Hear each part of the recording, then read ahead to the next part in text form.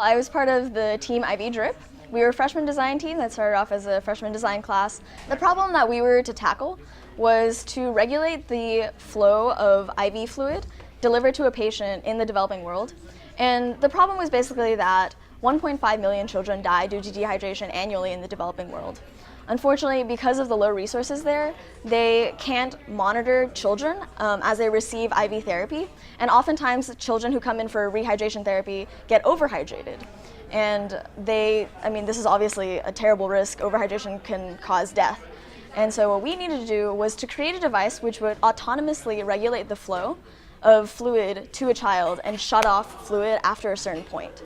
A physician would set up our device, IV Drip, in 3 simple steps. First, they'd permanently attach it to either a wall using bolts or any size IV pole using hose clamps. Then they would set the scale. They do this by taking the counterweight and moving it outwards until they find the point at which the scale just barely balances. Then they move the counterweight 1 notch inwards for every 50 milliliters they'd like to dispense.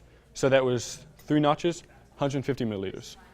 Now they set the clamping mechanism, just like they would a mousetrap, and press the IV tubing into these tube holders. They can now start fluid flow and walk away.